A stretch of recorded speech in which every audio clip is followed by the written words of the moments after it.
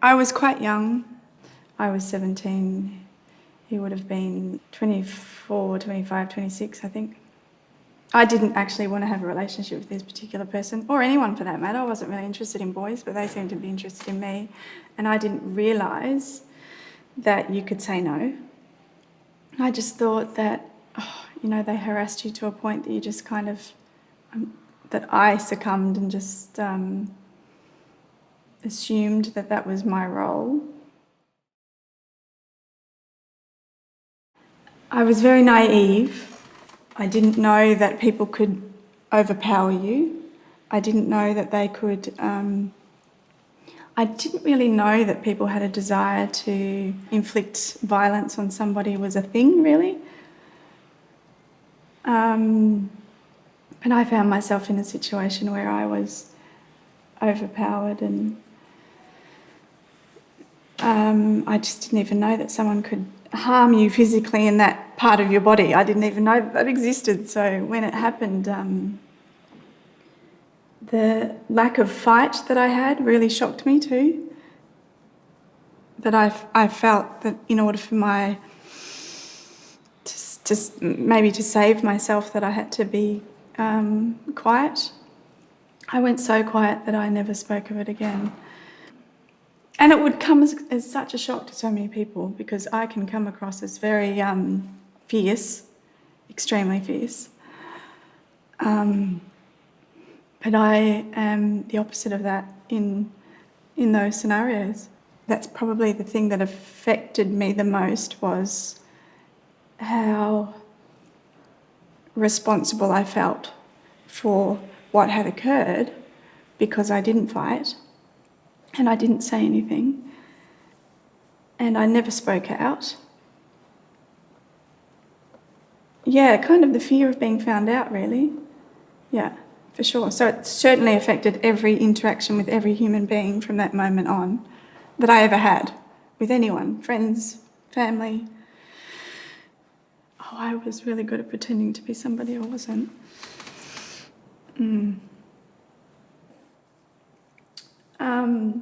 So I didn't discuss it until in my early 30s, yeah.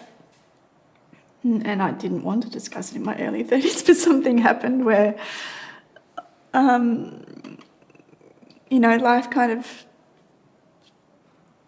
changed. I'd been married and had 2 children, and then divorced, found myself, I was at a crossroads, cleansing. I have no idea, but it all kind of came out. And that was a shock too, because that made no sense. I thought you're supposed to, you go through trauma, you discuss it, you move on, You don't hold on to it for years later. Or if you do hold on for many years, then keep it. Keep it hidden away. It makes no sense that you would, that all kind of starts purging all these years later. Oh, that was really confusing. Really confusing. I think it's better admitting it rather than actually hiding it. But I don't like coming across as sounding weak or fragile, for that matter. I don't like that at all. And I wish I could appear more stoic. I feel inept with, I wish that I had the most precise language. And I've read passages in my time where it has pinpointed precisely what has occurred.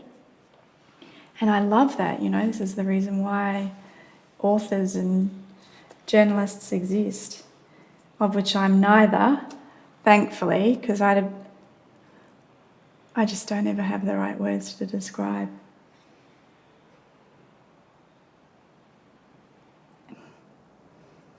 I certainly don't want to be walking around with that.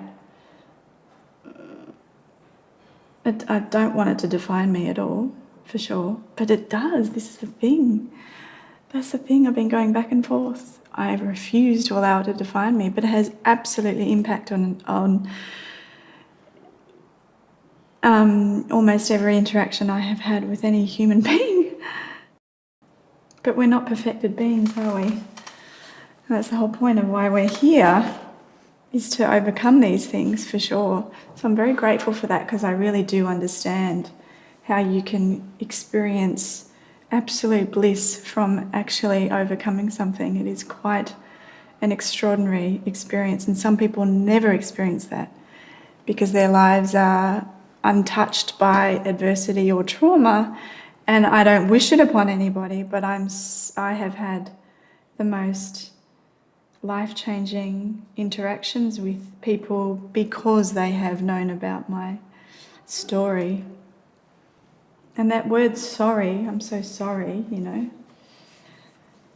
I don't want people to say that because they certainly didn't do anything to me, for sure. No one's responsible for that except that one person. Yeah. But I do still wish that I had said something, for sure. Because I have pretended to be friends with people my whole life. And I haven't been a friend at all because I've been so secretive. I'm very upset about that. And I think they knew. I think they knew that I was being secretive.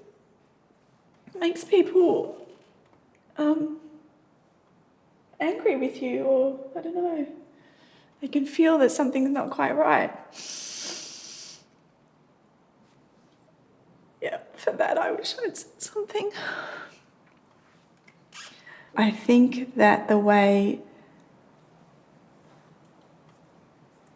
women are referred to is plays a major role, for sure. Because that certainly kept me quiet for even longer. Because the self-blame, I guess. Perhaps if I didn't look a certain way, maybe there's something on my forehead that I didn't realise was there. I asked for it. The amount of people I have heard that have said, if only she hadn't done this, worn this, placed herself in that situation. I've lost count. It's exhausting. How do you change people's views? I don't know. Without getting angry too.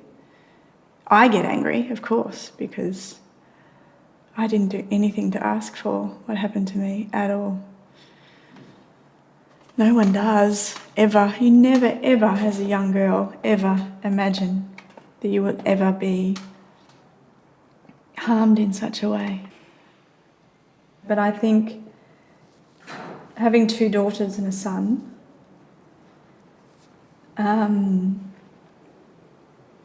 I feel very responsible to them to ensure that I spend a lot of time making sure that they exceed their potential, not only reach it, but exceed it. And I think that's the purpose of life.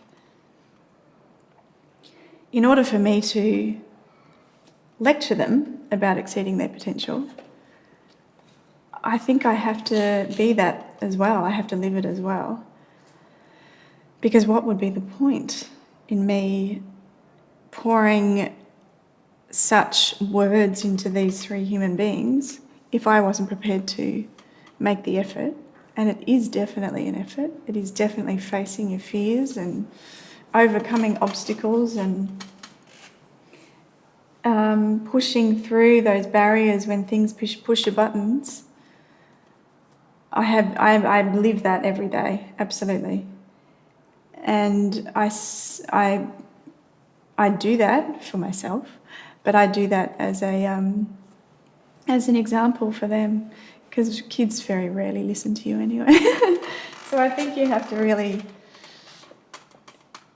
have to show them. It's just really very, you really have to watch what people do, not listen to what they say, absolutely. And I think I live by that, for sure. So therefore I have to show them